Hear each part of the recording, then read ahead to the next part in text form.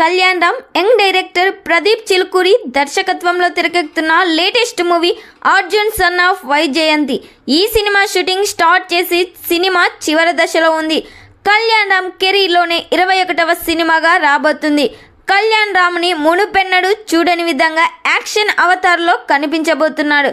Powerful పోస్టర్తో నందమూరి ఫ్యాన్స్కి అయితే పిచ్చెక్కించేస్తున్నారు Kalyan Ram. Powerful lady police ఆఫీసర్గా సీనియర్ నటి విజయశాంతి గారు నటిస్తున్నారు. కొడుకుగా కళ్యాణ్ రామ్ కనిపించబోతున్నాడు.